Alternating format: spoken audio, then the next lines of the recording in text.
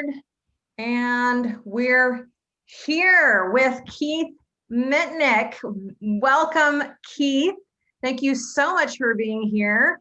I'm going to switch my view over here. Great, to gallery. Okay, so let's start by me sharing something. I'm so honored that you are here that I actually got the same haircut as you. So I just my God, we look good together. We look like a team. I thought that would be kind of fun. So we had planned to have Keith here back in spring, and between his schedule and mine, we finally made it work. So Keith is here to talk about how Don't Eat the Bruises makes works with From Hostage to Hero. We're going to talk about both of our methods today. We've got our people here in the H2H crew with questions in the Zoom platform. Those of you in the Facebook platform are live streaming the event. And so Keith, tell us a little bit about who you are. I know your reputation precedes you, but who you are and how you ended up where you are today. Give us a little background. Yeah, I was a really fortunate guy. It's one of the reasons that I believe so deeply in sharing as much as I can with anyone who wants to hear it, because I had great mentors as a baby lawyer, and I know my career would have taken a different path had I not. And so I've always felt the need to give back. I've always felt the draw. I believe deeply in a rising tide lifts all boats, and I feel a calling. I have a unique situation. Years ago, I had my own firm. Did well, but I tried one case a year on a hot year 3, and then it wasn't unusual to go a year without a trial. And John Morgan at Morgan & Morgan said, come over here and head up trials and just specialize in trial. I said no for several years because I didn't want to shut my place down. And I finally, it was so enticing, the idea of just trying cases and trying, 16, 17, 18 trials a year. I finally did. It's been over 20 years, and that's all I do. So I'm a natural thinker. I love strategizing. I hate losing, and I don't like the tricks the other side plays. So I spend a lot of time figuring out how not to let them do that to us. And then I get to go try them out because I'm in court all the time. Yeah. And I've had a lot of ideas that were absolutely brilliant, and I tried them and they stunk. But I turn around and try another case the next week, and I wouldn't do that. I'd do something else. And over the years, I've accumulated a lot of what I call keepers. They really did work. And I promise I won't share any of them that stink. But so that led to ultimately writing a book that, thank goodness, has done well. It's been a bestseller, and that's led to a lot of these seminars in the past. And then along came COVID and webinar, and so I felt like I want to share what I have because I got a unique place of trying the cases, and I got a lot of stuff I know works. And I wanted to get everybody else that's fighting the same enemy, which is injustice, and is because I really believe we're all brothers and sisters in the same fight. And I know you believe the same thing. Absolutely. So it's a joy for me anytime I get to share with other folks. Well, what struck me about, and I'm wearing my Justice shirt today, but what struck me about what you just said is that you tried different things. And so I want to ask you a little bit about that, because I think this is where a lot of trial attorneys get stuck, is that they're afraid to try. There's so much on the line that they fly from CLE to CLE, which, I mean, you and I spoke together at Take Back the Courtroom, and and it's great. CLE. I'm not saying CLEs are the problem, but what I am saying is that they're looking for the formula. They're looking for the thing that's going to make them win trial. And what I'm hearing from you, and you've had such great success, I want you to speak to this, is this sense of risking and playing and trying. Talk to me a little bit about how important that is. That's a great question. Here's what I think. There are some things you could do that didn't work in trial would cost you the case. If suddenly you had excluded your client was a convicted felon and you did something dumb and opened the door and it came in. There are things like that, and you didn't voir dire it because you didn't expect it to come in. So there are mistakes that can cost you, but they're rare. when we're talking about strategic decisions and you think through, am I going to make a wreck of the case? Then don't, be careful, focus group it. But most of the things that are strategic, things that sound good on the drawing board, and round table them with people, and they don't have to be lawyers. Talk to your husband, talk to your wife, talk to your Uber driver. Normal people. Anybody, and round table them and get other people's input, focus group them, but you can just do them with anybody.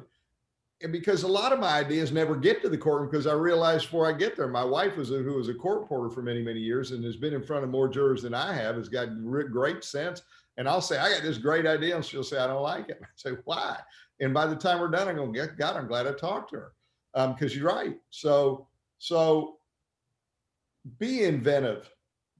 To me, honestly, I'm all for learning from anyone that's got good ideas. But that's the beginning, not the end. Don't ever rob yourself of the joy of the mental side of what we do. I call it the art of outsmarting, the fun part that sets you apart. Yes. Just doing is part of what we do, and there's a joy to it. But to me, the ultimate joy is the thinking part of it. So what I really believe this. I hope people take Don't Eat the Bruises, or my brushstrokes I send out, or my new book, Deeper Cuts. And I hope they go, I love it. And I'm either going to do it, or I like the concept. I understand where he's going with it, and I'm going to make it mine. Right. I'm going to take it this direction. Yeah. 15 years later, it's like, Bon Jovi saying, Bob Dylan was an influence. You say, what? What I really hope is the concepts, you go, I get it, and I did it his way or close to it. And over the years, I did it a little different and a little different. And after a while, you'd never know the source, but it would have been an influence and it became all yours. Now you got something cooking, and now you're having a blast. So I love giving ideas that people can just say, I'm just going to do it that way. That's perfectly fine. I do things I learn from people, do it exactly that way. Well, I think you have to the first time. Right? First time. But what I hope is have the fun and give yourself the freedom. And don't be worried if I change something, it's going to go south. It's not. Just go do it. Take the ideas, mold them around your personality, and have fun with it. Because what we do is hard. Yes. So you better find opportunities to have the pleasure of it. And there's so much pleasure of what we do. And a lot of it is doing it your way after you've had a lot of people with good ideas show you their ways, and the net result's going to be better than either one individually. Dude, you are speaking my language. This is exactly what I'm trying to get across, because I really feel, being in this world now for 15 years, is that the trial lawyers have their instincts trained out of them. They're told that everybody else knows better than them. And you know your case better than anybody else. And yes, there's a lot of information out there that you can glean from and try, but it's when we get into this place of, oh my God, I got to do it perfectly, or I'm not going to get it right, that we stop taking risks, that we're not doing the things. What would you say, Keith, to people who are watching this? Because I know there are people watching this thinking this. They've said it to me. Well, that's Keith Mitnik. He can take risks. I can't take risks. Keith, look at all the success that Keith has. I'm not Keith. What would you say to that? Thank you. I'm flattered. But let me put that to bed. I teach this to our own lawyers, and I've said it many times in public in settings like this, and I believe it deep in my heart. It's not about being pretty. And I don't mean attractive pretty. I mean polished. Mm-hmm. It's about being sincere and having a winning game plan. Mm-hmm. You can get up and bungle. You can get up and be nervous. You can get up and have it planned perfectly and not deliver it perfectly. You can get up and say, I want to try something and have it not work. You take all of that, and what does it mean? It's clunky. It's not polished. It isn't the one you want to videotape and at your funeral play how great your performance was. Now, look, we want to be pretty in a courtroom. We want to be polished. I want to leave them talking. I want the judge and the clerk and the court reporter and the defense lawyer and anyone bothered to stick their head in the deputy to say, man, that guy was good. Talking to a year later, you remember that bald-headed guy? That's a goal to aspire to. We ought to want it to be pretty, but that's to come later. Yes. In the meantime, you can be just as effective for your client right now, young in your career or inexperienced in your career, as someone that's done it a ton of times like I have, because the jury's going to decide if you have a winning plan and you don't, the pressure and the spotlight of the trial isn't there when you develop the plan. That's You can right. talk to you can talk to me, you can talk to your colleagues and your mentors or your wives and your husbands and your friends and develop it. And you can have dumb ideas and throw them out. But when you get it all down, out, when there's no pressure and no bad answers, but now I'm about to walk in, I got a package that I know is fair and reasonable and strong and a winning package. Now go deliver it and be clunky and wonky and imperfect, and it's perfectly fine. And If you have your sincerity. and human, because polish is for you. It is not for the jurors. It's Because they're not polished. It is for you. And if you're clunky, it may make you charming. They may pull for you. Who cares? That's exactly right. We had a great attorney come out to one of our studio classes. So I do a voir dire studio. Well, when we used to get together, a voir dire studio and an opening studio. And we spend 4 days together. And on day 3, they go in front of 2 mock juries. That's on Saturday. And so Friday night, there's always one attorney I'm worried about. I'm like, oh, I'm a little worried about this attorney. And he was literally shaking. And so he comes in on Saturday and he's literally holding his notes, shaking as he's doing what we call the teaching section. But the minute that he put down his notes and he started the story, he just came alive. And he told this great story about this mother who had this shot in the wrong place, and they had to take her off life support. And the reason they took her off life support on day 4 was because day 5 was their 16-year-old daughter's birthday. By the time he was done, the jury would have just handed him any amount that he wanted. And so when I got up to coach him, I asked the jury, I said, how many of you noticed that this attorney was nervous? And they all said, and I said, and how many of you that affected for you his credibility? Not a hand was raised. It really communicated that he cared so much about telling this story that he was willing to stand there and shake in front of the jury to get this story across. And so I think this is such a great point that you're making, Keith, is because we want to get it right. We want to get it perfect, but perfect and polished, what sends the jury to, here's this lawyer guy who's trying to manipulate me.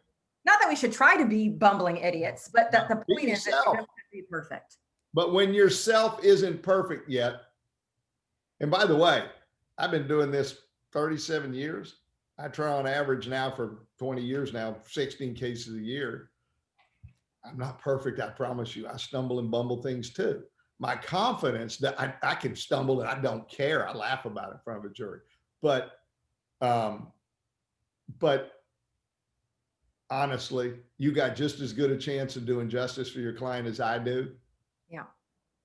So long as you got the right package and your heart's in it with integrity and belief. Well, I always hear from my clients, how do I become Rick Friedman? How do I become Keith Mitnik? How do I become, Jerry Spence? And I said, you know what all of those guys were good at, and gals, I'll throw Randy McGinn and Zoe Littlepage in there. What they're really, really good at is being Keith Mitnik, at being Jerry Spence, at being Rick Friedman. That's what they're good at. There's no magic over here. I'm sure that there's a brilliance there too, but you guys have gotten to the point where you can risk, and if it doesn't work out, you're going to be okay. So you keep risking and trying. And I don't have to put on to be something I'm not. Because I realize being me is okay with that jury. It's just okay. And it's so much easier to be me. Yes. I know great lawyers. Look, Nick Rowley is a dear friend of mine and a great lawyer, as is everybody you just listed there. Other than Jerry Spence, and I would love him to be a great friend. He was a hero when I was a young lawyer. But all the rest of those folks, and Randy and everybody, are friends. And I think the world of them. And we were down in Miami together. I watched Nick do his thing. Yeah. And I was blown away how good it was. But I thought, you know what? And I went away going, maybe I thought, great ideas. And I got some of his stuff I've incorporated. I like, but there is not a chance in hell I can do it the way he does it. Right. That's just, that's Nick's way. And exactly. Nick would tell you, Don't do it the way I did it. Understand why I did it, and then do it the That's way you right. did it. If I see one more person coming in my studio going, will you talk to me? Well, Yeah. there's nothing wrong with trying on the Nick method, but trying to be Nick Ain't gonna is work. the That's Nick. problem. That's his magic. Why he's a fabulous lawyer.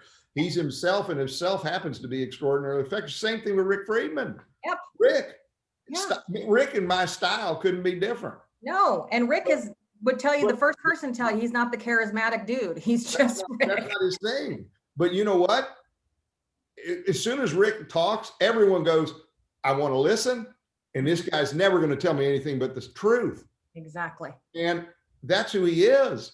And he's also mentally brilliant. But you put all that together, and he's himself, and it's in a form that is ultimate trustworthiness, like Abe Lincoln. And he does all of that as himself with brilliant plans. And he's been one of the most successful. Take Brian Panish. Panish, who's a good friend of mine. I love Brian, one of the greatest lawyers in history, not just now. And he does stuff that a lot of other lawyers say, I'm never going to do that. He's a powerful bear, but he's also a teddy bear, and and it's just Panish. It's pure Panish. And I'm like, right. Listen, you can't be Panish if there's only one Panish. Yes. But what you can do is listen to Brian Panish and go, wow, I get why he does what he does and where he's coming from. Now I'm going to do it my way. So what would you say to the attorneys watching today who are like, well, but how do you get there? I mean, I hear what you're saying. I hear, you got to be confident. You got to be comfortable in your own skin. But how do you get there? And I know that Rick Friedman says that trial work is personal work, right? So he's done a lot of personal work to get comfortable with himself. What about you, Keith? How do you get to the point where you feel you can fully be Keith in front of a jury? Because I think that's the missing piece. Performance anxiety. Get it, but they're like, how? Performance anxiety is so hard to just say, turn it on and off like a light switch. I'll give you an example. I play a little guitar. I haven't done it in a while. I got a nice acoustic guitar that doesn't belong in my hands because it's too good a guitar.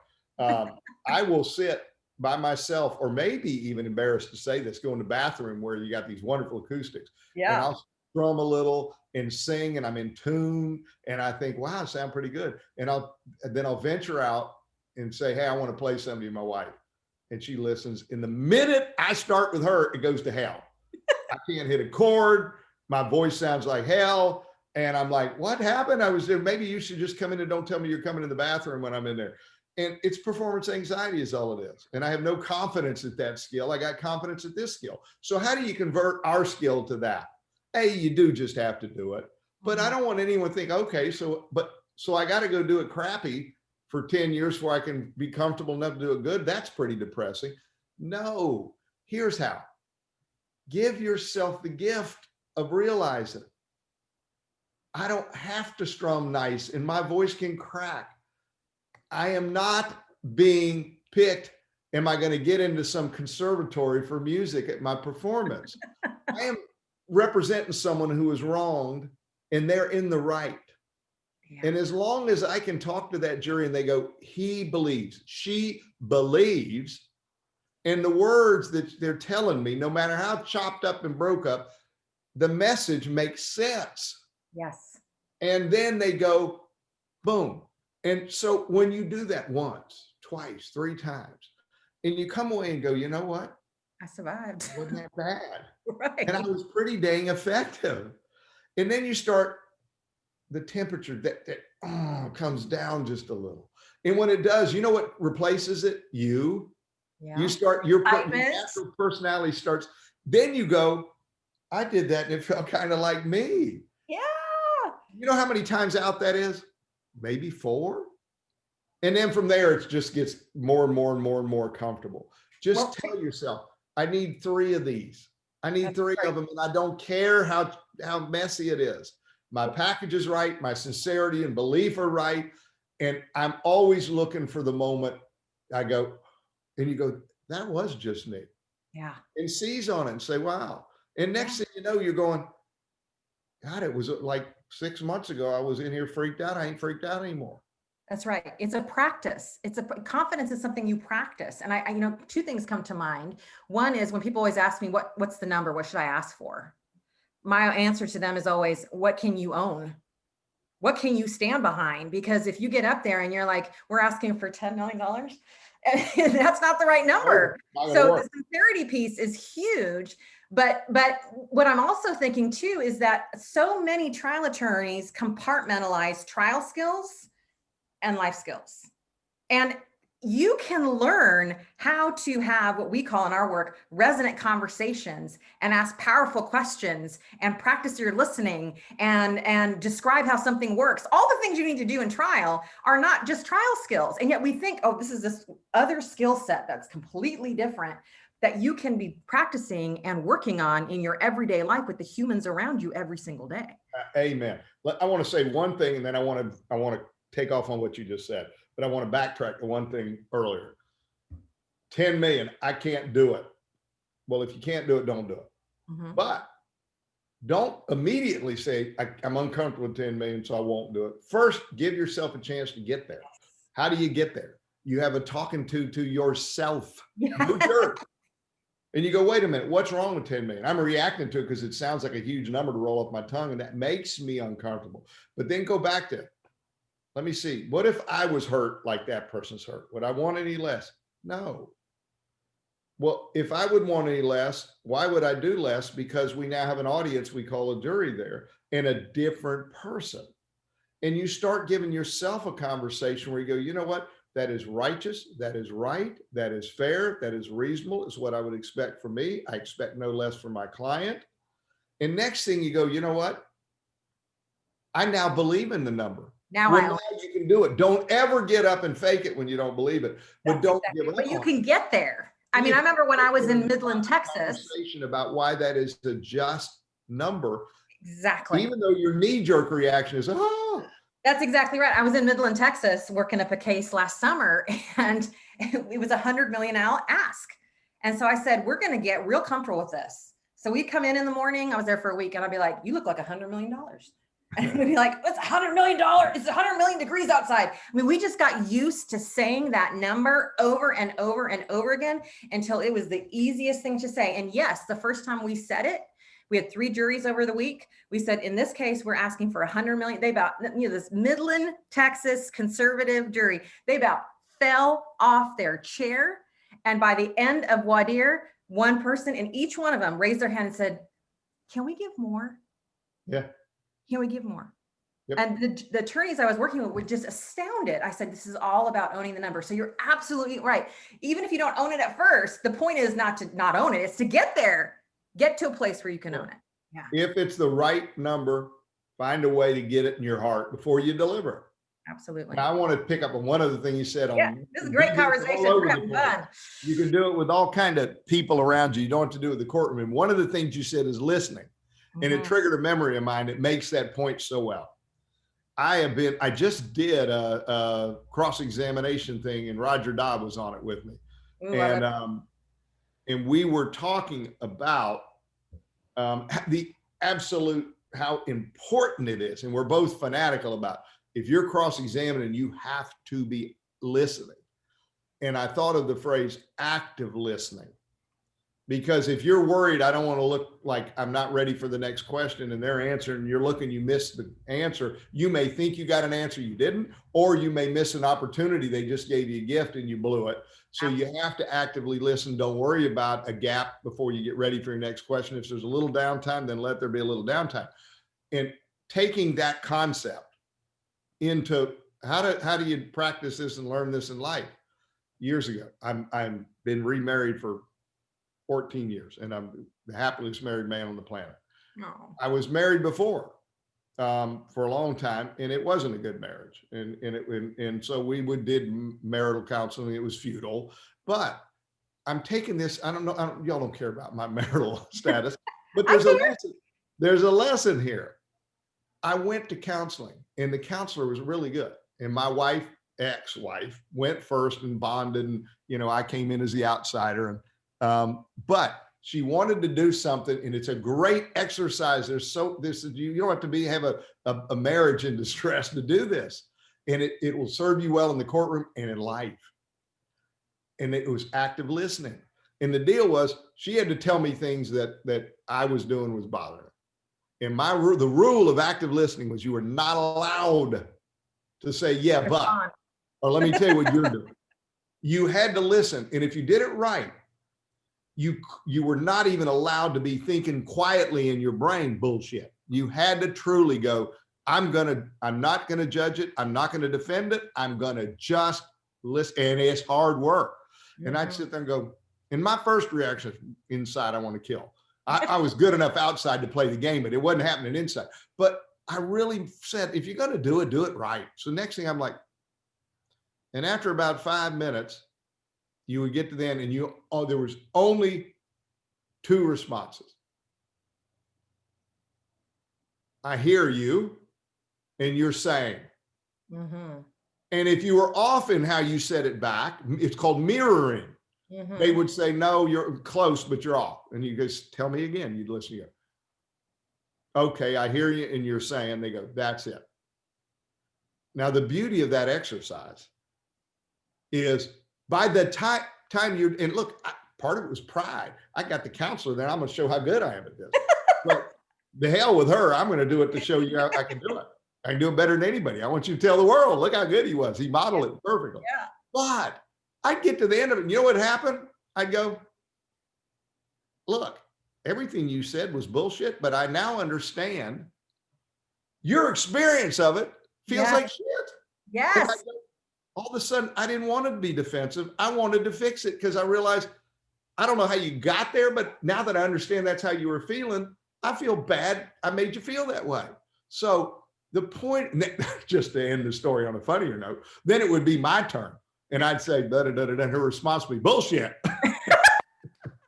She couldn't do it. And the counselor would look over me like, okay, buddy, I'm giving you my blessing. Get it. Yeah, A+.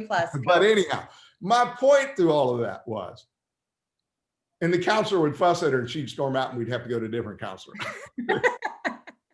Anyhow, my point is that lesson I took, you just said you can do, I took that lesson. I do it in life with people now, not in marriage, just with people. If they're griping about something, I go, I want to hear what they're saying. I go, hey, remember that? Listen.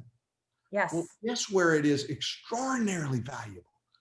In a courtroom. Yes. When you're doing jury selection, when you're doing cross, when you're doing direct, when you judge, you're arguing a key point. The defense is arguing their point. Listen hard.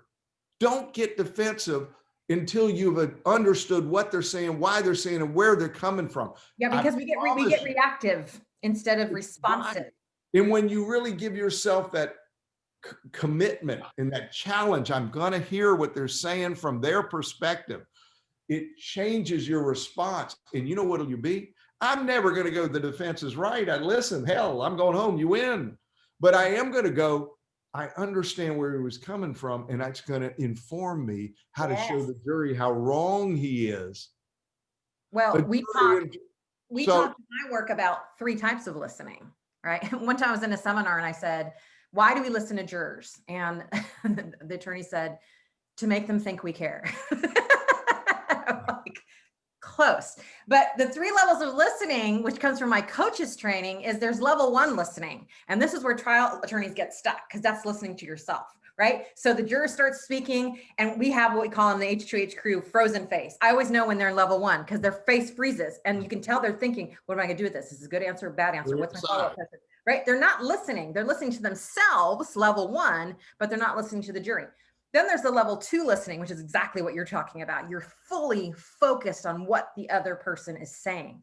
But there's also level 3 listening, which is what's not being said, what's happening in the room, how is the group responding? And so when you're really plugged into level 2 and 3 listening, it's magical. Yep. Because you don't miss a thing. I'll see in our voir dire groups, the juror will say something and the attorney will have frozen face and will go, thank you. And I'm like, oh my God, there's this amazing thing they just gave you. But because they were in their level 1, they weren't able to access that amazing gift the juror just gave. Yes. We just saved marriages and trial lawyers all in one swoop. All right, let's actually, I mean, we've been going for half an hour. Let's talk about Don't Eat the Bruises. So you now you have a new book, which also has a weird title. You're into the interesting titles, my friend. Tell me why you titled the book Don't Eat the Bruises. All right. True story. I had 10 titles that I thought were all brilliant that I ended up going, I hate over time, because it took a long time to write the book. And so I from day one, I had a title and I kept changing the title. And I finally reached a point, I thought, am I ever going to come up with a title I really, really, really go, that really is it, and it sticks. And I started thinking I may end up having to settle because I'm not going to be able to get the title. I thought, you're a wordsmith. How you fool? How come you can't get it? I just had a hard time doing it. And you say that was that great. I had someone ask me one time, I like your book, but it's kind of, before they read it, it's kind of gross, you know, talking about eating a bruise. I said, no, not a human bruise. But this is where it came from. My wife had given me an apple. I'm sitting at my office and I was intensely working on something. And the apple had a bruise on it. And I was not paying a lick of attention. I was eating, I'm eating the apple, work, eat a little, take a bite, work. And I got done and I looked over and the apple had a core. And then there was this protrusion sticking off. That was where the bruise had been. And I had gnawed like a beaver all the way around the bruise.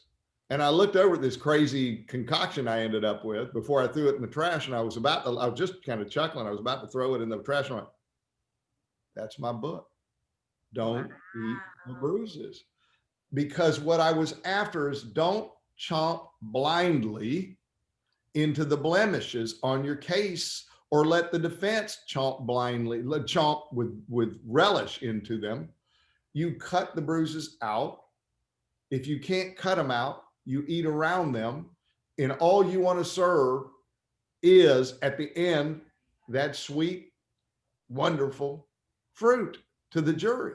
And I thought, that's it. Don't eat the bruises. And the underlying concept, this corny movie I watched, but I liked it. It was called 300. It was about the Spartans in the fight. My husband loves that movie. It was real macho-y kind of thing. It was never going to win the Academy Award. And I love the really deep Academy Award, but I also like the beat 'em up stuff. And so we watched, my wife, and she'll watch them with me too. My real wife, the one I don't. So anyhow, and there was a line out of that movie where the king of the Spartans, and they were outnumbered, hollered right before they fought to stir the troops up. And he said, give them nothing, but take from them everything. Mm. And that's the juiced up version of Don't Eat the Bruises. Mm-hmm. Give them nothing, but take from them everything. But the key was this. If you focus on the blemishes, if you focus on what they want to take from you, and you're not careful, you end up trying their case. And that's a huge, or you end up apologetic for your case by making excuses. And that's a no.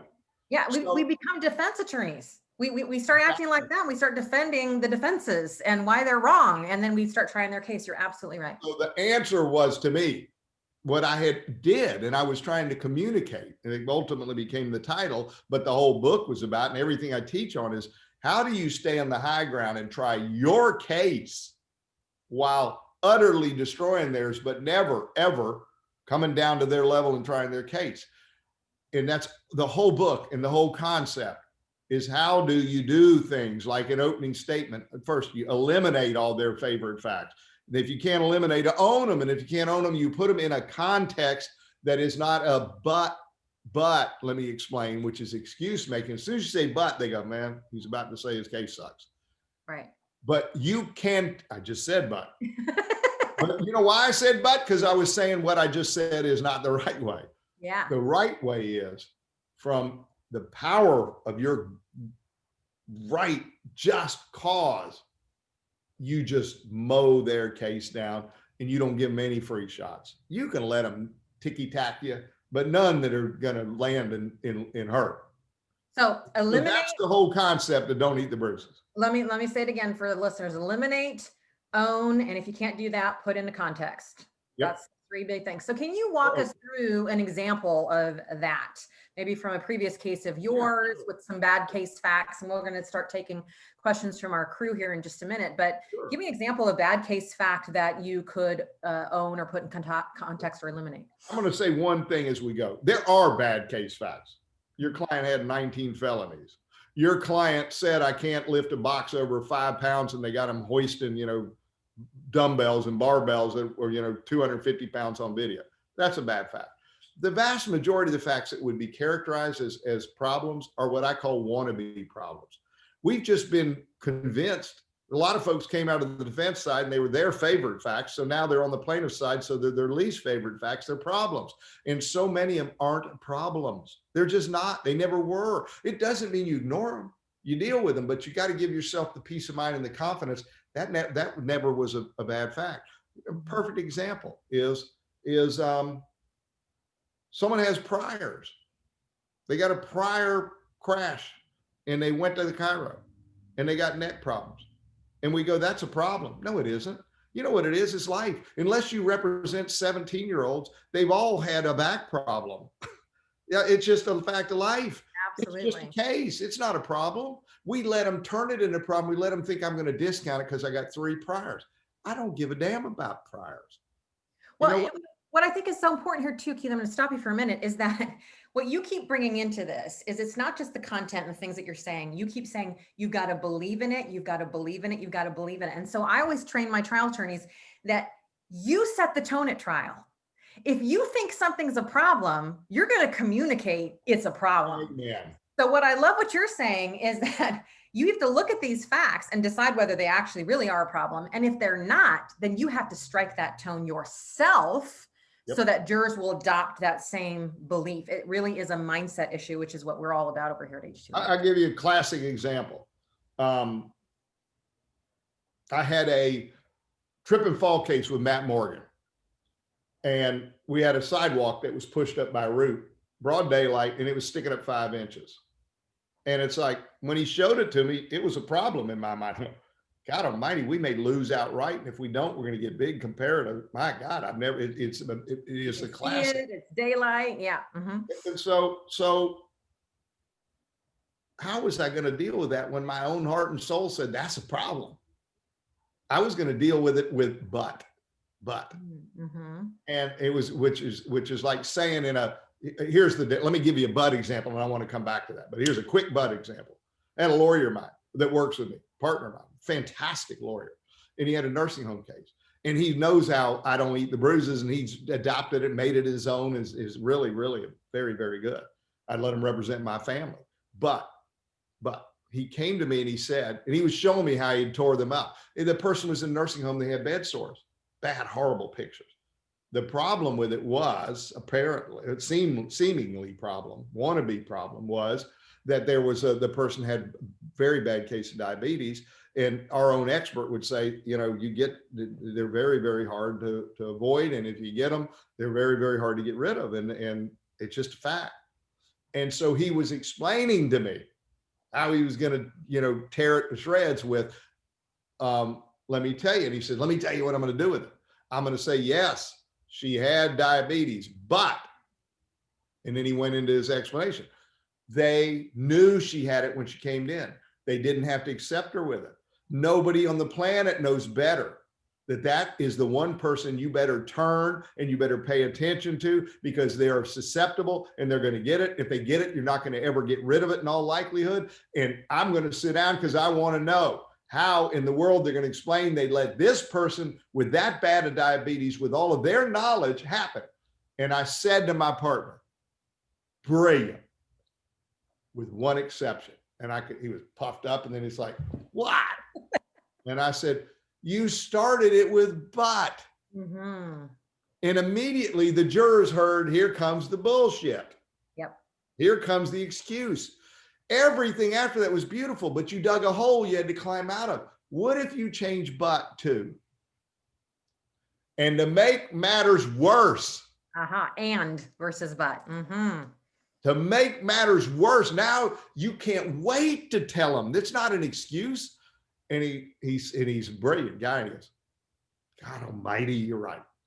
And so That's why I say you don't say but, you say make matters worse. And that comes back to this. So let me give you that, finish that example with Matt.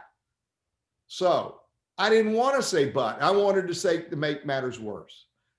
But I couldn't deliver it till I got there. How did I get there? I said to myself, I believe this is their fault, not my client's. My client was hurt badly. What is it? How can I get me there? And then that'll educate me on how to get the jury there, that this isn't a but, this isn't to make matters worse. And I worked the problem, and it's this simple. I thought to myself, why is it not fair to blame her? It was open and obvious. That's a given. And I always go back to one thing, circumstances. You will find your pathway to why your client is right, and this isn't really a legitimate problem, through the staring, like laser focus with a goal. My goal is I want to get this to my client is right and they're wrong. Circumstances, what is it about the circumstances will get me to that righteous goal? Not because I'm pig-headed, not because I'm putting my head in my sand. My eyes are wide open, but I believe in my heart it's their fault, not my client's. How can I get there? Because it's the right answer, but it's hard to get there. It's the circumstance. And it was this simple. I went, okay, what is it about the circumstances that says they're wrong? It's their fault 100%. I went, okay, where was my client walking? If my client had been walking in a junkyard with rusty metal and mufflers and possum snapping and broken glass in flip-flops, and they were looking around at birdies and kicked a piece of metal and got tetanus, it is their own damn fault. They should have been staring at their feet like a minefield under those circumstances. Was my client walking in a junkyard? No, my client was walking on a sidewalk. What did they call it? A sidewalk. Why is it called a sidewalk? Because you're supposed to be able to walk safely without staring at your feet. Then I thought, if I stared at my feet in downtown Orlando going to lunch on the sidewalk, I would be, and everyone else did it, we'd be conking heads and be dangerous. That's not how you walk. So then I had one last epiphany. I went, and by the way, they got to prove it's their affirmative defense. This is one of the few times they got to prove it. And I thought, okay, what do they got to prove? They're going to be able to prove my client could have seen it. They're going to be able to prove someone else would have seen it. And I thought, why does that not amount to some comparative fault? And I thought that because that's not what they have to prove. They have to prove my client did something wrong. They have to prove that my client acted unreasonably and under the circumstances, not staring at your feet, but looking at the turtle that was crossing the road, or looking at the bird flying by, or the motorcycle that was loud, or in the restaurant that looked, I want to go in here, or on the phone talking to someone, or talking to your friend and watching them gesturing. That's not wrong. That's not unreasonable, not under these circumstances. And once I got there, we got a 7-figure verdict with zero comparative fault. And when I told it to the jury, I didn't say but, I said to make matters worse. Preach, brother. You know what? I'll try that same case another 100 times. And if I get 1% on any one of the 100, I'm going to be mad for a month.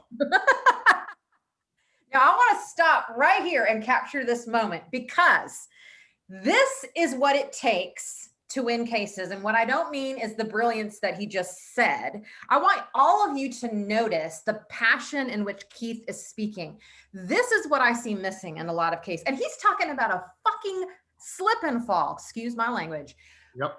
This is what it takes. Can you see how a jury would get behind someone who is this passionate about this? I always tell my clients, I say, if you are not in love with your case, take it out to dinner, buy it flowers, hell, roll around in bed with it. You've got to get to this point of passion in your case to be able to communicate what this means to jurors. And we're talking about a slip and fall. If you are enjoying this webinar, give us some comments over there on Facebook or here in the chat. And I'm also going to ask those of you on the Zoom platform, which are H2H crew members, to start loading the Q&A here in a minute for questions you might have. Before we leave that, I want to say one thing. Absolutely, go for it. You said, and you say things, we really work well together. I adore you, my friend. Or as my mother used to say, evenly yoked.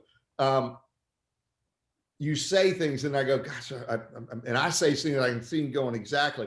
And I want to follow up on something that you said. it is, you got to take your case out, have dinner with it, and fall in love with your case. You got to love your case. You cannot convince a jury to love your case if you don't love your case. That's right. I want to share one thing, because I believe so deeply in that. And there's so many reasons in every case to not love your case. There's so many reasons to hold your nose and say, I wish I was on a date with someone else. Fall in love with that case. But those are words. What the hell how do I convert that into realities? Here's how. You can't just keep saying over and over, that sucks, but it's my case. You got to get that sucks out of it. Mm-hmm. And you got to do it in a way that works in your heart. And if it works in your heart, now you're there. And then you can believe with passion with the jury and convince them. I do not have the time. If we had 4 more hours, it would be the best 4 hours of my life to get this out to you. But I'm going to get it to you in about a minute. Okay. I have, during this downtime, I tried one case during coronavirus up in Mississippi. They just said, to hell, we don't care to get sick. We're trying to case this. So I went up and tried a case up there. But otherwise, all I do is teach our lawyers, strategize with our lawyers. And when I have time, share with others outside of the firm. And then I try cases. Well, all of a sudden, boom, no trials. And I don't do well with time on my hands. So I have to be creative and busy. So I made it where I was on the phone with our lawyers. Every hour I had a different lawyer individually. And I went through 400 lawyers. Just boom, boom, boom, boom, boom, boom, boom. I've worked harder than I've worked in 20 years when I'm not in the courtroom. I was exhausted. I couldn't wait for the weekends. And over and over and over, I was hearing the same kind of wannabe problems. And I was solving them for them and solving them for them and solving them for them. And I ended up realizing most of them aren't problems to be solved. They never were problems. And then I realized I need to create a process I can give to them. So I'm not the answer. They can get there themselves. Mm-hmm. And so then I realized I want to go I do these podcasts in New York City from where these little audio podcasts are like 10, 15 minutes long. And people love them because you can listen in the car or wherever you're at. And they're terse. And when I had these new ideas, that was my outlet to get them out. I don't need to wait for another book. I went up to New York. I cut some more of them in some fancy studios where they did the Shrek voices. I'm always proud. How fun. But anyhow, I wasn't going to fly to get on a plane, let alone I wasn't going to fly to New York in the middle of the coronavirus. And I was like, how can I get this out? So I did what's called at home, but not alone written brushstrokes. And I started putting them out on my listserv that was there, but it was dormant. And I activated it. I do these kind of talks and I said, get on my listserv. And it's grown to, I'm like 5,000 people on it now. And it's my outlet. And so I started typing these things up, one a week, one every now and then. I'd miss a week, and I'd keep them short, just like my podcast, something you can read in a minute or two. It'd be 1 to no more than the max three pages.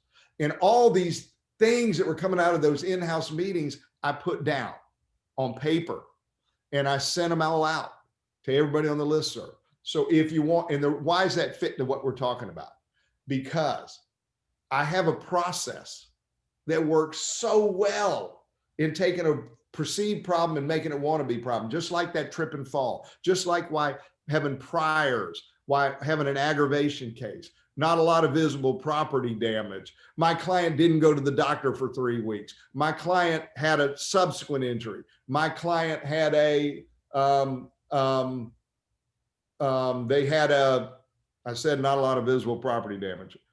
They didn't go to the doctor right away. Oh, they had a surgical recommendation and didn't get it. Just all these things that we angst over.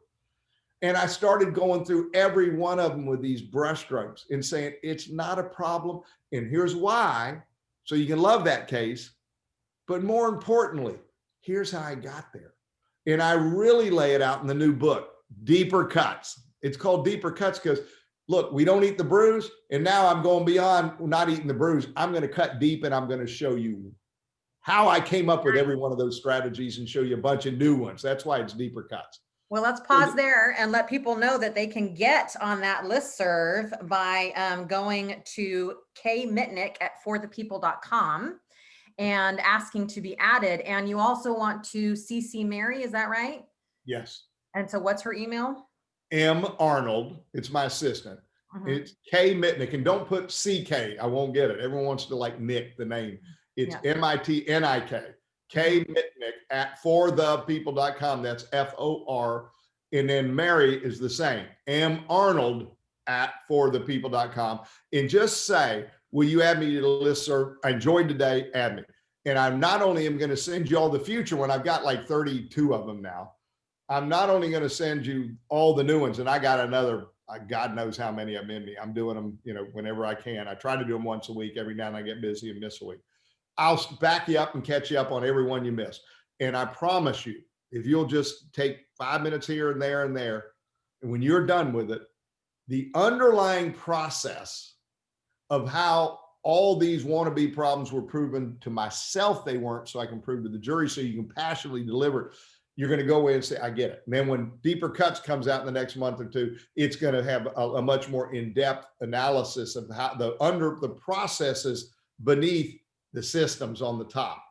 But you're going to get a great preview if you get on my listserv. Mary, you send it, we will automatically send to the other ones. It's free. I don't want anything out of it other than I want all of us. If I got something to give you, I want to give it to you. So when I go to my grave, I can say, I was one of the most blessed people on the planet and had good teachers and mentors. And by God, I gave it back to as many people as I possibly could that don't have the opportunity to try 16 cases a year. Bless you. If you want a copy of Keith Mitnik's new book, Deeper Cuts, you can go to trialguides.com and he has a code for us, Mitnik Morgan 5. Mitnik Morgan 5. That if you don't have, and please don't do this, don't say, well, I'll wait for his new one. What do I want the old one? Mm-hmm. And they go hand in hand. This book, the Deeper Cuts will not be, it'll be useful, but not nearly as useful if you don't have Don't Eat the Bruises. You can use that. The Deeper Cuts isn't out yet. I'll send it, get on my listserv. As soon as it's ready, I'm going to send it out there, but you can get it now. It's getting close. I'm making some edits right now, but Don't Eat the Bruises, Mitnik Morgan 5 has the discount. Go to Trial Guides. If you go on any other site, they jack the price up, and get on my listserv. And I promise you, I'm going to send you all of these at home, but not alone, written brushstrokes. And one last thing is what we're talking about. If you look in the corner back here, there's some fancy microphones and stuff. I see it. Our people that are so good out of Brooklyn said, look, you don't need to go to New York. I'm going to get you professional equipment and you can do your audio brushstrokes again.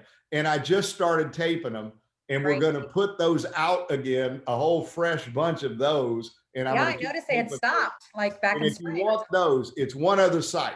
Instead of Mitnik at forthepeople.com, which is to get on the listserv and get all of the written ones, you can go to keithmitnik.com.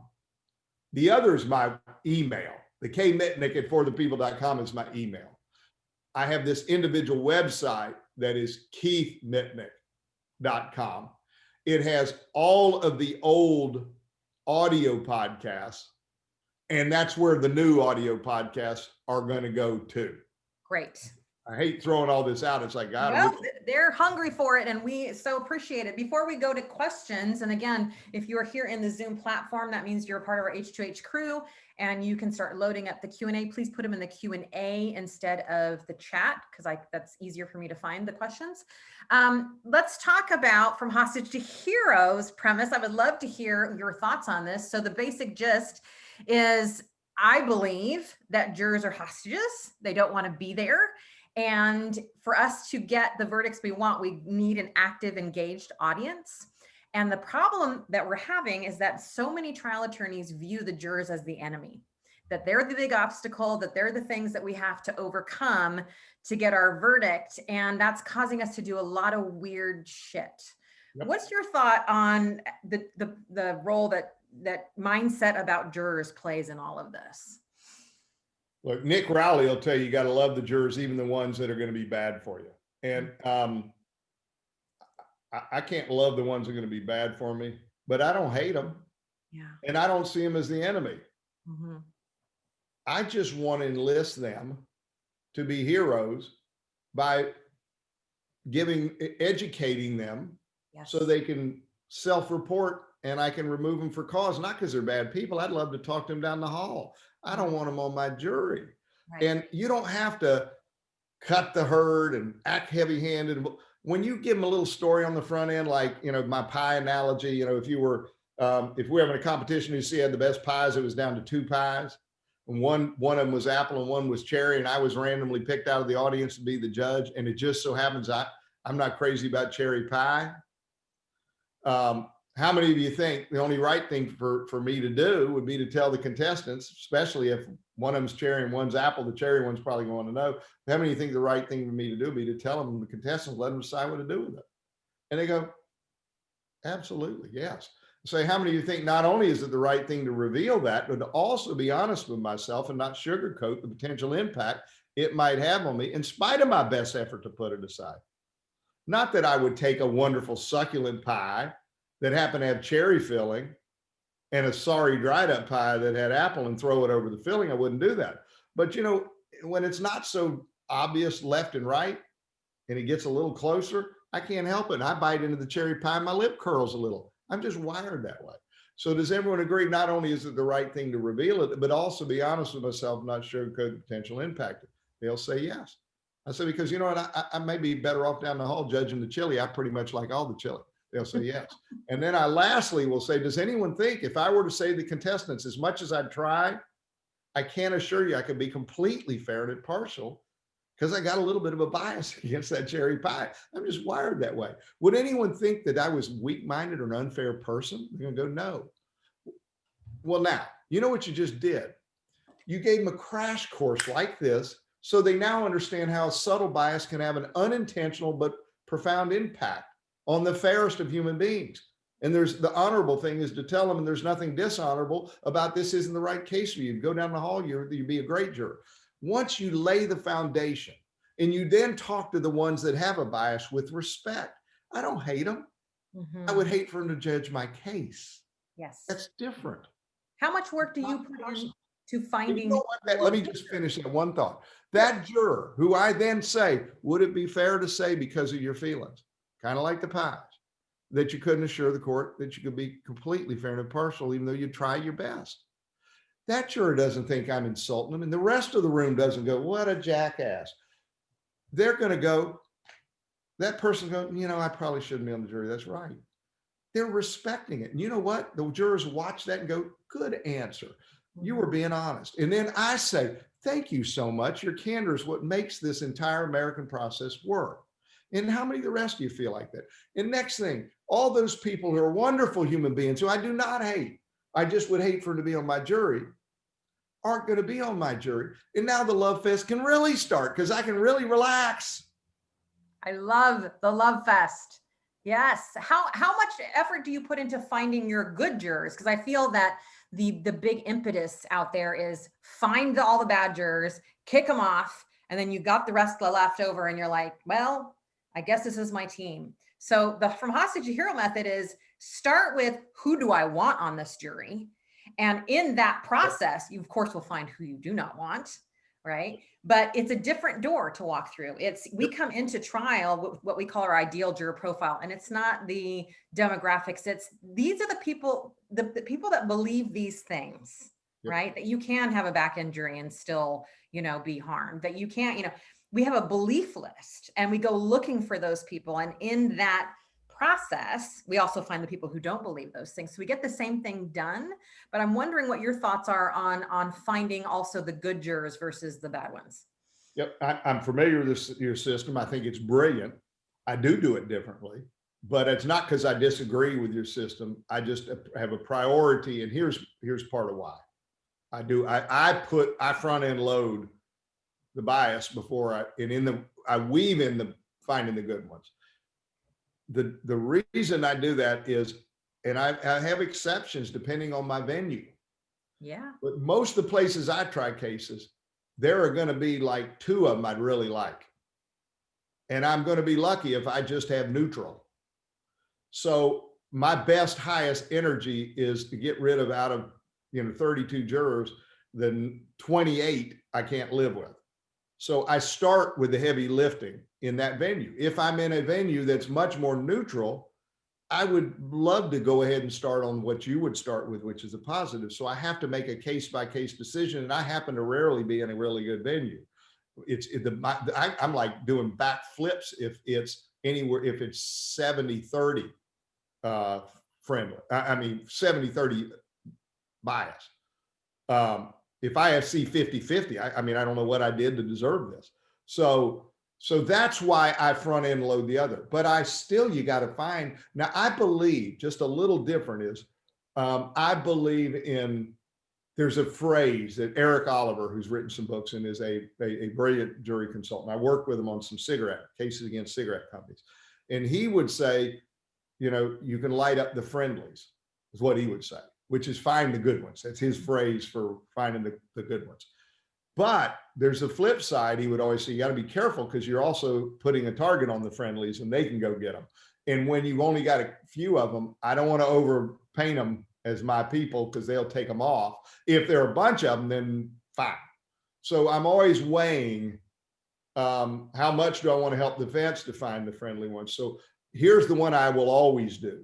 And then I will turn the heat up depending again on the binary, how friendly or unfriendly it is.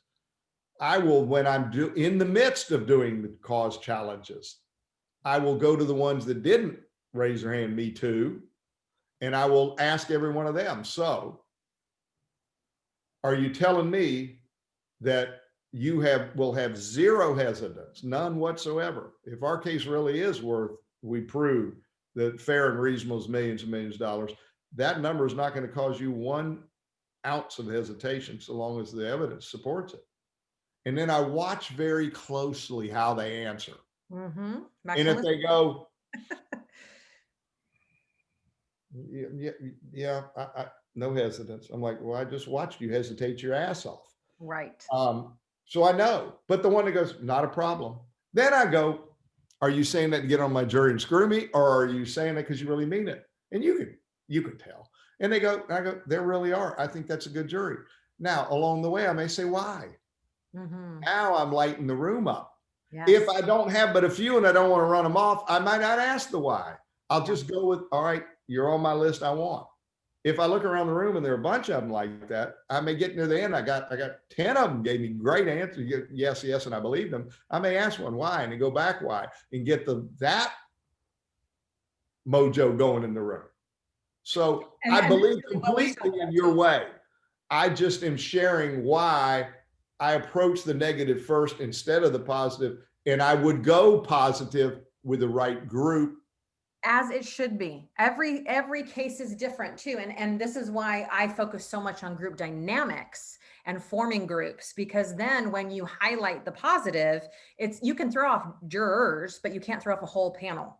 And when you start working with that group dynamic, which is, everybody wants to be on the same team because they're so excited about what we're doing here, it makes it real hard for the defense to go, oh my God, well, who am I going to kick off now? The whole group is gelling around this idea. Yep. All right. Christy, if you could upload that podcast episode, not the ideal juror, but the ideal group. I talk more about that there if people want to know more, but I want to get to some questions from our crew for Keith. The first one here is from June, a coach in our membership. Did I hear correctly? You average 16 trials a year. If so, how? How did you prepare so many cases for trial? More importantly, how did you prepare yourself physically, mentally, and emotionally? I would say on average, it's probably, I don't have a hard average. I have years that I've exceed 16. I have years as low as 10. It's probably on average somewhere between probably 13, 14, maybe 12 is probably more of an average. How do you do it? I have people say all the time, how in the world can you do that? Well, I'm going to give away why you shouldn't feel sorry for me and why I feel like I am extraordinarily fortunate. I don't do interrogatories anymore. I paid my dues. I did it.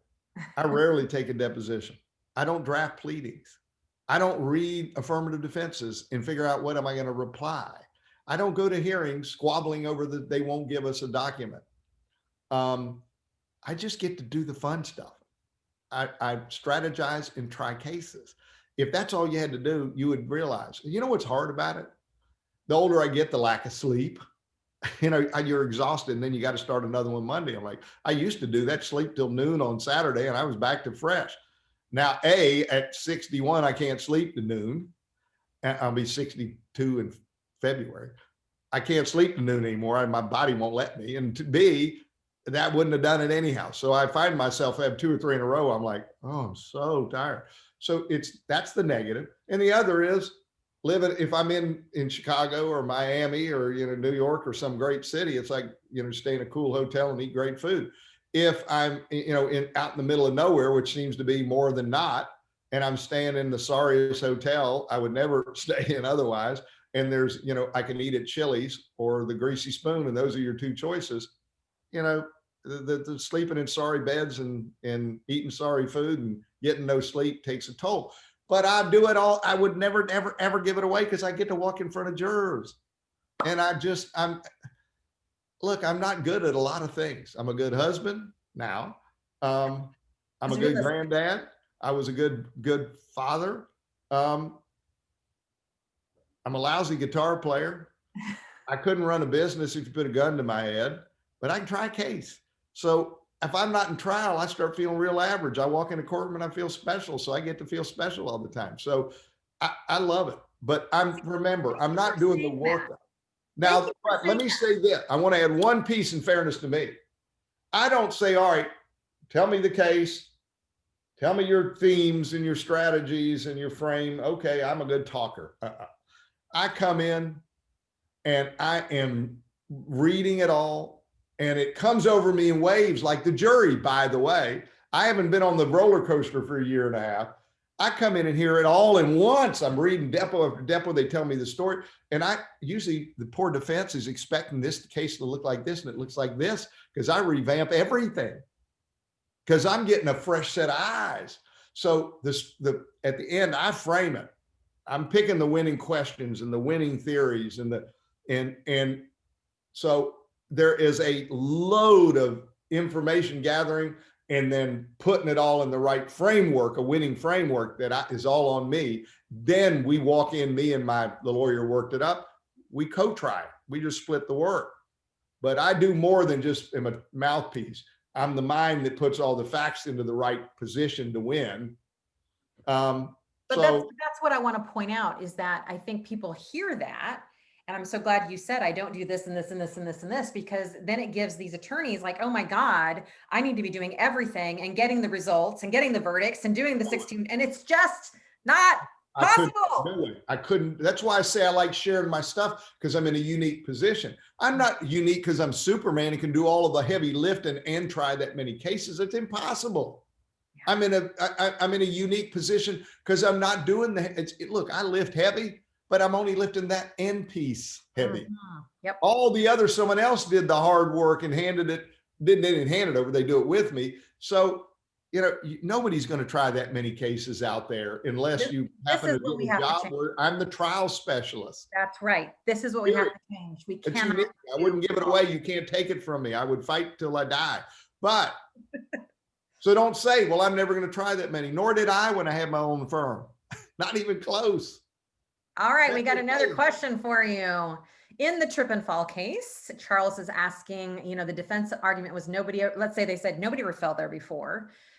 If you can't keep that out with the motion in limine, how do you put that in context? Yeah, you know how? Because it takes the just wrong circumstances for someone to hit it and get hurt. And the just wrong circumstances don't happen very often. You know what? Someone can be doing nothing wrong, but looking at something else, and they came right past it, but their foot didn't line up perfectly wrong. They stepped just over it or just in front of it and then cleared it. And that's going to happen 99% of the time if they walked up blindfolded. The rest of the time, but a whole bunch of the times, someone walking on this sidewalk is going to happen to somewhere once you get close. No one's going to be in front of them, and they're going to look and go, oh, I better step over. Lots of times it's going to be seen. Lots of times when it isn't seen, the person isn't going to be the unfortunate one that lines up perfect. Their toe catches it. So you can have hundreds of people walk over there for 10 years and not one of them hit it. Does that remotely make it acceptable? Because guess what? People had complained about it. for 2 years and they didn't do it. They didn't even go spend 10 cents to put an exciter color on it, let alone just go fix it. So the fact that it takes the sun and the moon to line up to hurt someone doesn't make it any less dangerous. And it doesn't make it any more my client's fault. That would, and if that were the logic, then you could say, look, this drunk driver went through this school zone at 70 with children for 10 years, twice a day on the way to work and back, and never once hit a kid. Is that going to make one iota difference when they hit a kid and mow him down and kill him going 70 and drunk? No, it's no different. The fact they got away with it this long doesn't change the fact they're 100% responsible, nor does it make my client at fault even 1%. They're playing games with those numbers. Sold. Notice the passion again. I love it. John is asking, are you up for some more questions, Keith? Yeah, as long as we can go, we'll go. Okay, John is asking, and we might have already answered this, said, thanks for both sharing your insights and experiences with us. One difference I note between your approaches to voir dire is that Keith focuses more on identifying bad jurors and Sari focuses on finding good jurors. Keith, what do you do to identify good jurors? And Sari, what do you do to identify bad jurors? So I think we answered this a little bit. I think what Keith and I are doing is exactly the same thing. It's just timing, right? It's where do we start the process? Yeah. So for me, how do I identify bad jurors? Well, I have this ideal juror profile that I create with all my clients. And these are the beliefs that my juror would hold, that I'm not like, if I could like design the juror of my dreams, they would believe these things, right? Mm-hmm. And then we develop questions from those things to find out if they do believe those things. So of course, when we ask those questions and a juror said, no, that's bullshit, I'm like, oh, there's my bad juror. It's really that simple. Yep. Keith, anything you want to add to that? No, that's brilliant. I always got something to say. I really can't add to that. That's good. I've been called brilliant twice by Keith. This is a good day for me. Okay. In your trip and fall case, did you consider having clients admit some comparative negligence for not seeing the uneven sawdust? And if not, why? Yeah, I don't know. I have had cases where I did, where I went through the process of saying, all right, I'm feeling bad about this. How do I get feeling good? I want to believe my client is 100%. They're at fault. My client 0. And I worked it and worked it and worked it. I focused hard on it. I focused on the circumstances and I kept drawing blanks. And I finally went, you know what? My knee-jerk reaction was right. My client's got some fault. And I admitted some fault. I just took the wind out of their sails. But so many of in this case, after I worked the problem, I went, my client isn't at fault. And you can put a gun to my head and get me to take fault. So never make that decision till you've given your chance to your client and yourself to conclude no. But if you really, and you don't spook off, the first reaction isn't the answer. It's the beginning of the problem. 1 + 1 = 2. It isn't 1, oh, 1, we're done. You got to get the plus this and what's the conclusion. Try hard to conclude 0. If no matter how hard you try, over a period of time, don't give up easy, and you finally say there's no way out, then the truth is, the truth of your case, that's one of Rowley's things, the truth of your case is they have some fault. And there are cases where they just do. Right. So you got to always be honest with yourself and honest with the jury. Then you take some fault. Can I give you one more before we leave it? There is a hybrid. There's the case where I felt it's probably going to end up that way, but I didn't feel the need to get out and get the credit for saying it. And I thought there's a chance, depending on how my client did and how the evidence played, we'd be at a 0 comparative. And I didn't want to concede it in the opening. I didn't want to give them the momentum of, they even admit they're at fault. So I didn't. I tried the case. I didn't take a bold stand to make matters worse. I just kind of left it alone and went after them and put my client's best foot forward, but I didn't take a bold, absolutely nothing early. So I got to closing and I realized, okay, it didn't go great. And there is some comparative. But it was too late to suddenly have a confession, because then it'd be like, why didn't we hear that on the front end, buddy? So I developed a hybrid for that case. And I've done it since then, and I like it a lot. I'm glad someone asked this question, because it opens me to share a in-between hybrid. I waited till rebuttal, where they didn't have another damn thing they could say. Nice. And I said to the jury, and they went hard at my client, hard at him. And I said, throughout this case, I've told you it's their fault and not my client's fault. It's their fault. But at the end of the day, what I'm not on the jury. You are. And I don't know what you folks are thinking. But here's the good news. They're passionately telling you my client's got a fault. I'm not going to repeat them. I've told you why we think it's their fault. Completely. So here's the good news. Here's the gem in this. It need not be an all or nothing proposition. Some of you may say, I hear you, Mr. Mitnik, but I think there is some fault.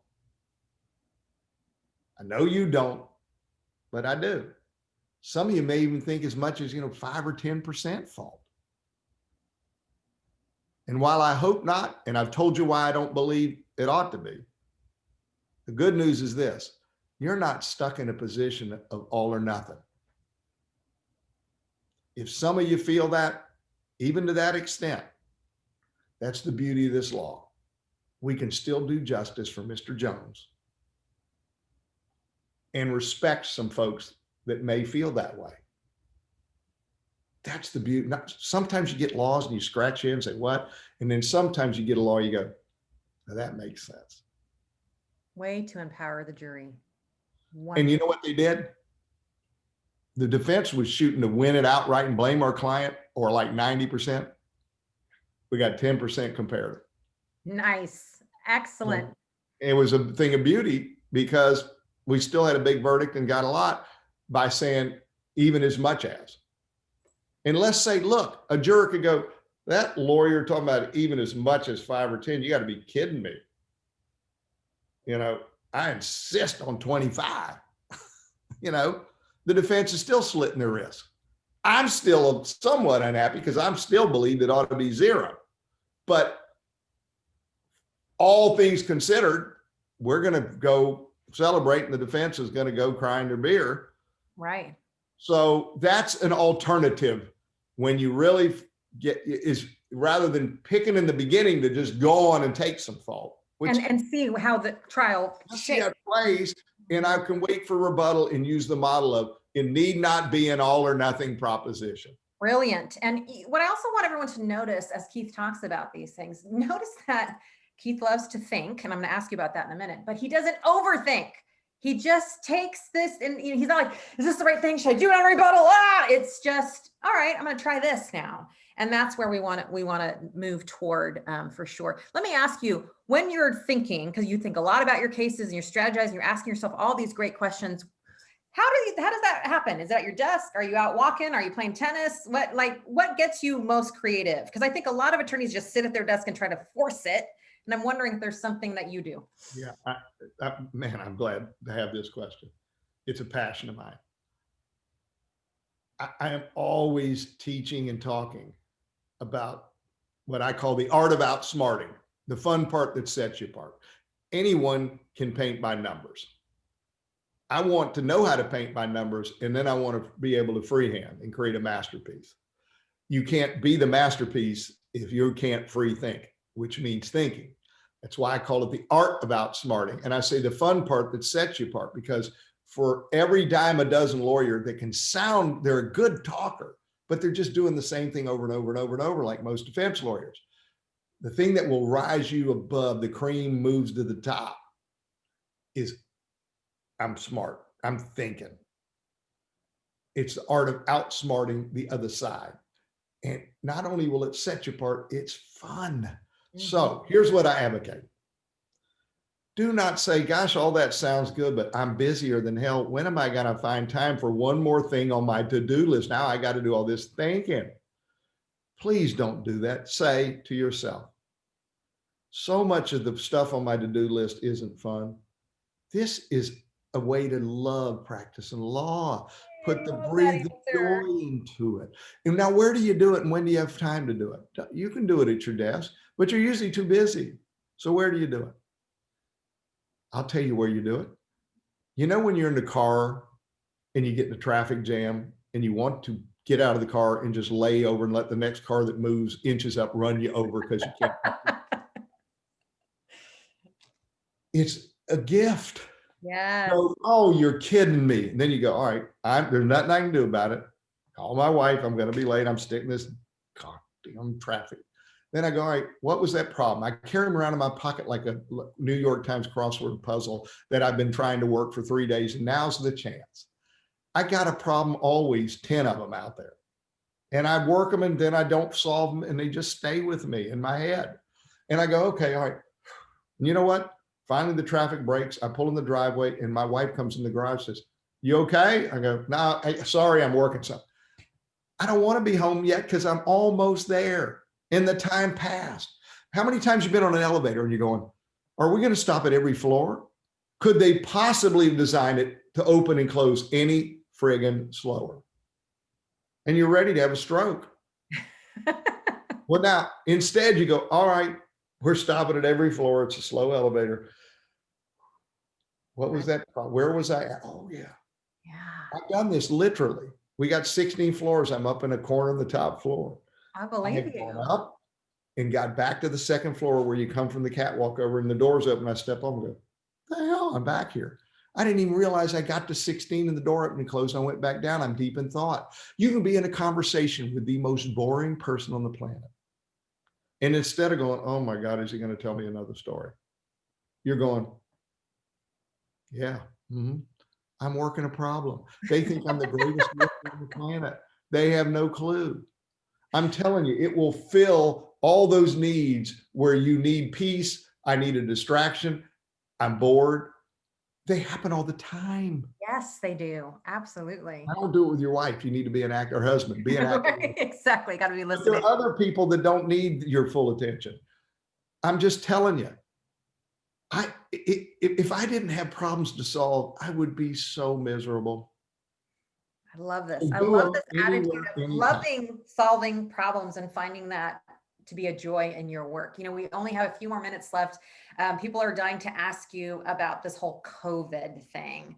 You know, if, how do you do, like Jody works with nursing home cases. And so, you know, not how to handle if someone was infected, but the whole, you know, they're busy saving lives. They're dealing with a pandemic. They're understaffed. So they didn't give the perfect care. So, you know, give them a break. Yep. That's just saying that. Let's say you know what you just said. Yeah. I'll tell you, first and foremost, I deal with that. Folks, I got to ask you something I'm really worried about. And then say what you just said. Yep. I'm worried people are going to say, we got this coronavirus. And I'm worried people are going to say they're on the front line. They're taking risks. They're dealing with these old people and their families can't even come in to see them. And I got to be honest with you. I'm sitting over here worrying. And now I'm going to say one of them didn't do their job right. And I want to hold this place accountable. And we're going to be talking about millions of dollars. And I worry someone's going to say, how dare you at this point in time? Or if you don't say, how dare you, you're just going to say, I'm feeling some great sympathy for them. And as much as I know we're not supposed to have it affect us, I can't assure the court I'm not going to feel it. I can't assure I'm not going to think your client, you know, is being unfair to these people at this time. You understand, how many of you understand why I'm sitting up here a bit quaking in my boots about it? But on the other hand, my client has a right to their day in court. And if they didn't do their job right and really hurt this loved one, and I don't know what to do other than talk to you about it. Very Jerry Spence of you. And I want you to tell me how many of you say, now, Jerry Spence would say, tell me how you feel and tell me some more. And we would have a big conversation. If you have time, have that conversation.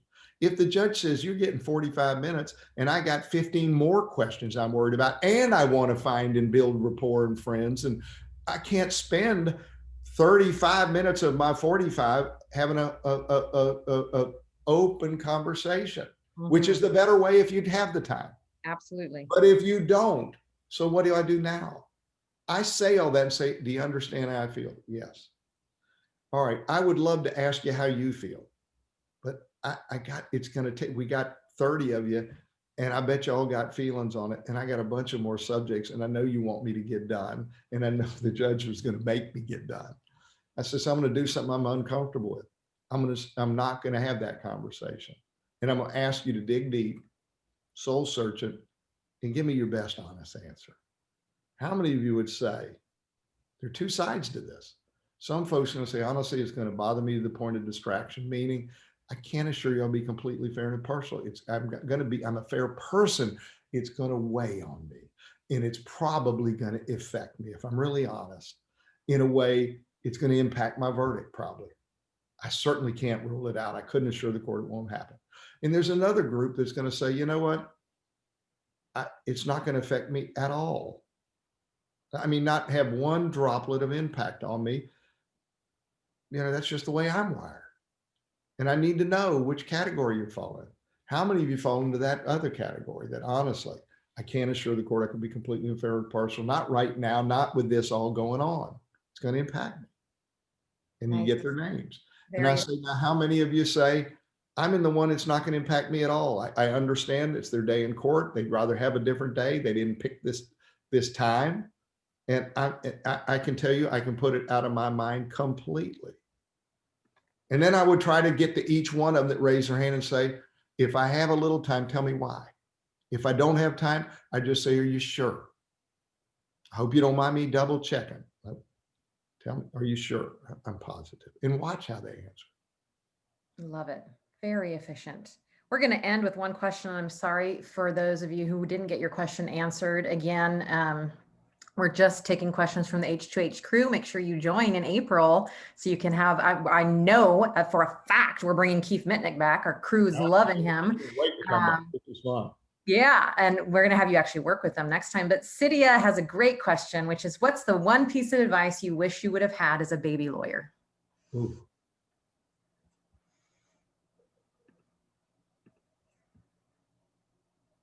I got to give you two. Okay. Because one of them is practical and one of them is spiritual. All right. Practical. I wish someone had told me as a baby lawyer, you can't talk people out of their bias. Because I'd get in jury selection and try to convince them their bias was wrong. And I look back and I'm so embarrassed, but no one taught me. So true. I was, all the McDonald's cup was hitting, and I'd try to give them facts and convince them why it really wasn't what it sounded like. And I look back and go, you fool. But no one told me. I learned that in the school of hard knocks, and I lost a case back then. I should have won. Had a lot of money on the table. Client looked to me for the answer. I told him I wouldn't take it because I was very confident in myself, even young, and we got zipped. And I shouldn't say not a day, that's exaggerating. There's not a month goes by I don't think about how I let those people down. I tried a great case. I just fucked up jury selection and I didn't know better. And I should have known better for those people. Anyhow, and they were so gracious to me. They never said anything but thank you. Bless you. Anyhow, so that I wish someone would have told me. The more uplifting side of it, I wish someone had told me what I just told y'all. You don't have to be perfect. Because I was so hard on myself young. And I was good. Yeah. But I was too hard on myself. And it took some of my joy. I got it now in spades. I could have got it sooner. Oh, my sweet friend. That was such a gift for you to share that, because I think that's what so many of our members struggle with. They're not good enough. They don't have enough experience. They don't have the verdicts. And what I keep telling them is they are amazing right now. They just need to claim it and live into it. Absolutely. I I can't remember another 90 minutes that I have enjoyed as much as this. I feel like I've known you my whole life, my friend. Thank you so much for being here. Thank you. I'm so glad that we had the same hairstyle today. And here I am post chemo, but I was not going to miss this webinar with Keith. Well, my prayers are with you, and you sure seem like you're handling it wonderfully. So Your far, spirit, so far. they may be killing cells, but they haven't touched your spirit. Oh, thank you, my friend. Well, we definitely want to bring you back for a more intimate experience in the H2H crew. Again, the H2H crew is our paid membership. We only open 4 times a year. We're opening again in April. Hopefully we'll bring Keith back to work in that group, actually with attorneys on cases. That would be so much fun if you would be willing to come back, Keith. Sure. And thank you everybody for being here. I apologize for those of you on Facebook that we weren't able to take your questions. Again, we're kind of splitting the baby here between the Zoom and the Facebook. Thank you again, Keith, for being here. Again, go and get Keith's new book when it's out. Make sure you start with Don't Eat the Bruises. And you can sign up for his brushstrokes at Mitnik@forthepeople.com. We put those both down in there along with Mary Arnold's information. Thank you, my friend. Thank you, everybody.